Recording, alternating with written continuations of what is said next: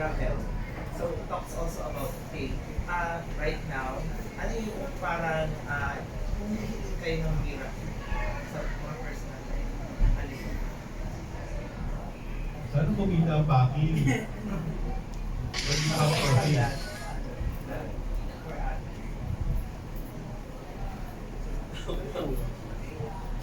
Ako po ito, walang katapos sa trabaho. Lalo po ngayon na nagsistruggle yung cinema. So, sana bumalik yung tao sa inyo.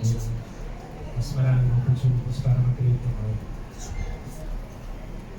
For me, successful sa lahat ng mga pinag-pray at pinag-wish ko sa buhay ko. So, ayun, iba-iba tayong struggle sa buhay. So, ang wish ko is yung pinaka-miracle ko doon, malagpasan lahat yun. So, hindi naman mauubos ang struggles natin eh. Araw-araw may iba yan. Pero ang pinaka-miracle is yung ma-survive mo siya. Kahit pa iba-iba yan. Miracle. Wala nang problema. Di ba malaki? Oo. So, yun ang in-expect na yun. So, wala nang problema. Personal, kanina man sa lahat. Ako kakaiba. Kasi daily sa buhay natin, humihingi tayo ng maraming dasal, diba? Tsaka ng maraming prayer requests na may gusto natin makamit. Ganyan. Daily pare-pareho yun para sa pamilya, sa sarili, sa trabaho. Ako talaga ito, napapanahon. Kung meron man akong isang milagro na gusto kong isama sa listahan ko, yung maging maayos na yung Philippines. Lalo na kasi mag-eleksyon, sana maging mabuhay sa yung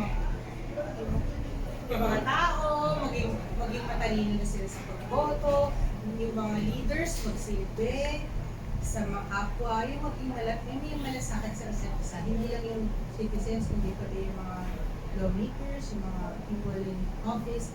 Sana maging harmonious yung, kasi possible naman yun dahil sa ibang country, possible yun. Kasi feeling ko, malala na yung sakit ng Pilipinas. So, it will take divine intervention and American Divine intervention. Oo! Kasi malala eh. Parang hindi naman siya nagagamot eh. Parang hindi nagagamot ng tao.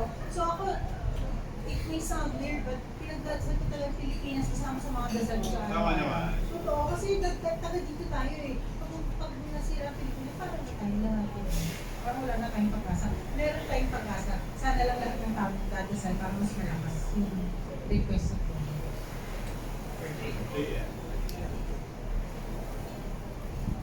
Sa akin po, siguro, ano sinabi ni Sierra, peace of mind, happiness, and contentment. Sana hindi mo wala sa akin.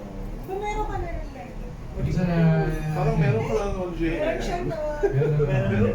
Pero sana ang milagro sa akin, hindi siya walang maging hindrance na mawala po yun.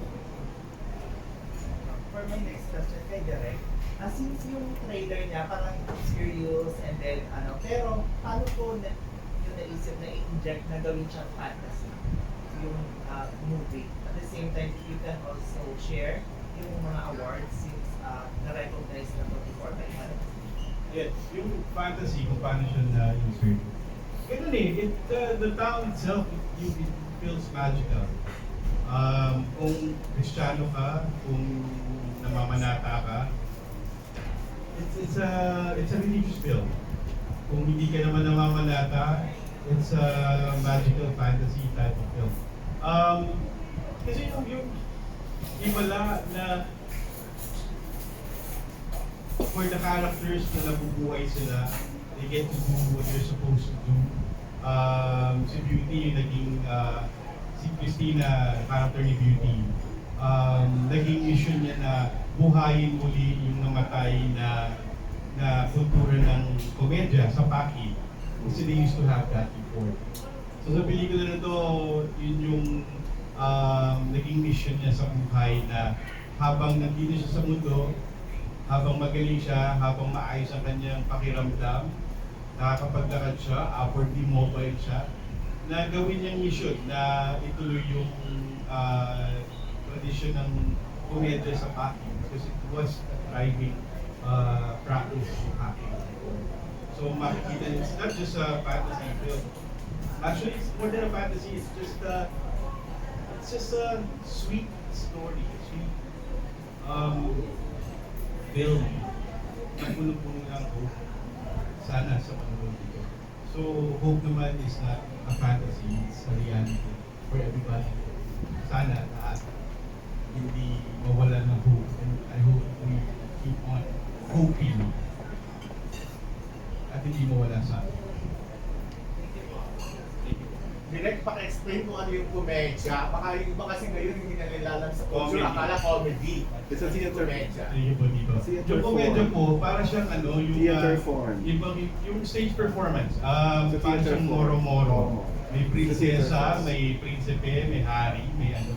Si PJ ang nagganyan dito eh. Si PJ is one of the yung inlay niyang character. Kasagsagan ng komedya sa Paki. PJ, I think. Ayun, yun ang komedya. Yung mga may prinsesa, may hari, may reyna. Yun, yung mga sinaunang play. Direct, play. sa mga pelikulang kasabay mo, kanino ka mas kinakabahan? Sa Captain America o sa pelikula ni Marvin at Julie? Parang lahat sila gusto ko panoorin eh. Okay. Parang hindi ko naiisip po. Sa akin is ang sarap maging manonood. Marami kang choices. If you want yung nostalgia ng Marvin, Jolina, Lucky, na kinalak na natin, ang sarap panoodin, ang sarap balikan. Very refreshing. Ano po? Napopromote mo pa. Yes. Yung Captain America, mayaman na sila. Pilipino muna ang ating panoorin. So, ayan, maraming options. So, more than kinakabahan, parang mas excited ako kasi as a film goer na nagbabayad ng sine, masarap na marami kayong choices. Pero sana, mapanood ang lahat, lalo ng pelikulang Pilipino, J.K. Habak, kaibigan naman natin yan. Panoorin nila lahat. Sacrifice ang challenge, ang meal para manood ng sine. Yun lang. Direct, ano ang challenge saka memorable sa pelikula?